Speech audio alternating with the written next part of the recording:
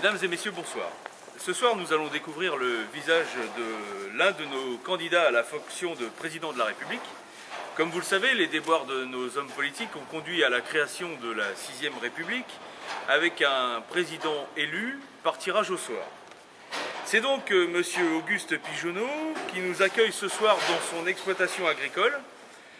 Bonsoir Auguste, pourriez-vous vous présenter en regardant la caméra pour que les gens vous découvrent? Bonjour Jean-Pierre. Bonjour, je m'appelle Auguste Pigeonneau, j'ai 50 ans passés, je suis agriculteur, je fais la vache. Il y aura moyen de couper ça parce que je fais la vache. En fait, non. Enfin, je veux pas dire que je fais le con quand je dis la vache. En fait, je cultive du lait. Non, je produis des vaches. Non, enfin, bref, je fais plein de choses à mon exploitation. Et puis, donc, du coup, je pratique la chasse, la pêche, je joue aux boules. Et puis je m'occupe bénévolement du loto-booze pour la kermesse de l'école. Comment ça se déroule, l'autobooze? Alors le loto-booze, c'est très simple. Donc vous prenez un champ, vous faites des corvées. Bon, vous les faites à la crêpe parce qu'à la bouse, c'est pas facile. Vous faites un corvée, vous entourez le tout d'un fil de clôture, vous mettez une vache dedans, et puis la cause qui a le plus de bouse, et ben c'est celle qui a gagné. Les gens ont mis des sous dessus, et puis c'est celle qui a gagné. D'accord, d'accord. Et comment jugez-vous la politique actuellement et avant cette séance fondamentale? Oh là là, moi je ne donne pas d'avis, hein. Je ne donne pas d'emmerde avec le maire et encore moins avec ma Justine. Oui, enfin vous faites bien une opinion sur les partis politiques, la gauche, la droite. Ben, c'est-à-dire que le président qui est là, qui a été élu, ben, c'est pas terrible. Il veut à tout prix faire un aéroport avec des plans de 1954. Alors pour un changement qui est maintenant, c'est pas trop vite, hein. Et plus que ça avance, plus que ça recule, comment veux-tu que je... Oui, bien, bien. Hein, monsieur Pigeonneau, donc vous êtes de l'autre bord.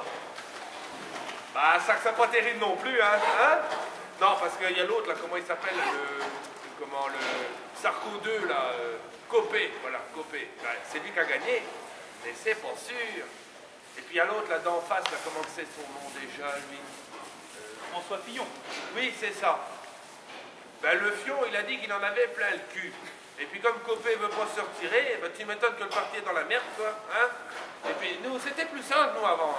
Avant, à la mairie, eh ben, quand on n'était pas d'accord, eh ben, on réglait ça sur la place, à coup de pelle, à coup de bêche, hein. Et puis comme ça, on déterminait tout seul qui c'est qui avait gagné. Hein. Puis après, bon, on a fait voter les femmes. Bon, ça a fait une sortie, hein. Faut bien aussi. Hein. T'aimerais bien en avoir une comme ça à la maison, hein? Hein? Ah là là. Ah, les betteraves, hein, quand on n'est pas habitué, hein, ça fait toujours son petit effet. Quels sont les grands projets d'Auguste Pigeonneau? C'est dommage que maman soit pas là parce qu'elle voudrait expliquer ça mieux que moi. Elle connaissait tout le projet, la liste comme les commissions. Auguste, mais ouvrez donc votre cœur aux gens qui vous regardent. Bah, déjà c'est sûr, sur la route, le taux il passerait à 2 grammes.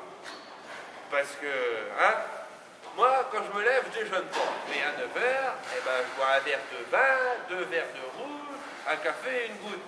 Hein? Eh ben, je suis au-dessus, mon gars. Hein? Eh ben, quand je vais aller chez le Toubib, c'est trop haut. Je ne peux pas y aller. Trouve-y, toi, un Toubib qui est ouvert avant 9 h, hein? Trouve-y. Et puis c'est comme pareil, là, le trou de la sécu, là, ils nous disent, le trou de la sécu, le trou de la sécu, le trou de la sécu, ils nous emmerdent avec ça. Hein? Si on peut pas le boucher, on fait le tour, on se casser le cul avec ça. Et puis, de toute façon, c'est tout comme ça. On a gardé, on paye des chercheurs, on en paye plein. Moi, je les foutrais tous dehors. J'embaucherais des trouveurs, moi, au résultat nettement plus efficace. Hein? Et puis, j'offrirais aussi la possibilité à un gars qui a besoin d'un gars, d'embaucher un gars, quoi. Comme ça, qui a besoin d'un gars pour faire des pratiques, quoi, du travaux. Et puis, il donne une petite commission comme ça, une petite récompense, et puis pas de déclaration des petits connuts. Hein. Et de toute façon, on en donne assez comme ça. Hein. Oh, quand même, c'est pas facile. Hein. Non, c'est pas facile. Aujourd'hui, je suis un petit peu stressé parce que c'est la première fois pour moi que l'inséminateur, il va venir à la maison. C'est un copain à moi, le Léon, qui m'a conseillé parce que comme mon taureau Rocco est mort, il m'a dit tu demandes l'inséminateur, ça qui est plus pratique. Donc normalement il devrait pas tarder d'arriver, je pense. Monsieur, ah, ouais, t'as vu? Ok.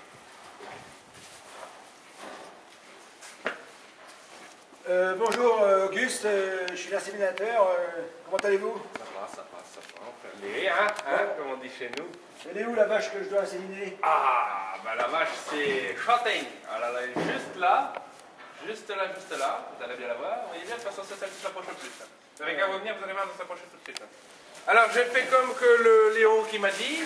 Le Léon il m'a dit qu'il vous fallait une bassine avec du savon, brosse pour faire votre petite toilette. Et puis là, j'ai mis une pointe pour pouvoir mettre votre pantalon.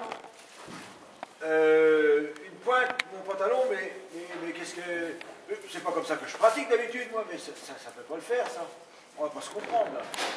Et quelle sera votre politique internationale durant votre quinquennat? C'est dommage.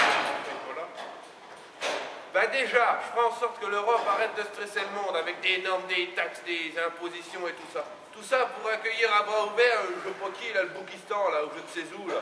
Hein? Et puis c'est pareil, moi j'aimerais bien voyager. J'aimerais bien voir cette belle ville qui est Tokyo. J'ai toujours aimé ce pays exotique qu'est la Chine. Oui. Oh, on a bien compris l'ambiguïté qui se dégage de votre personnage. L'ambi quoi? Ah non, moi, ça va pas par quatre chemins. Va vous le dire tout de suite, avec moi, ça file tout droit. Quand ça peut, mais ça file tout droit. Hein? Oh!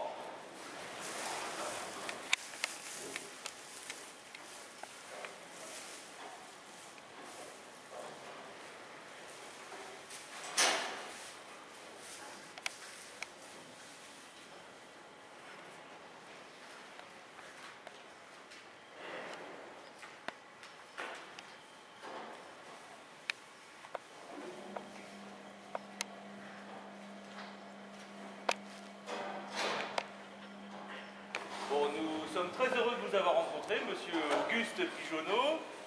Si la France a une bonne étoile, il est peu probable que nous nous revoyions.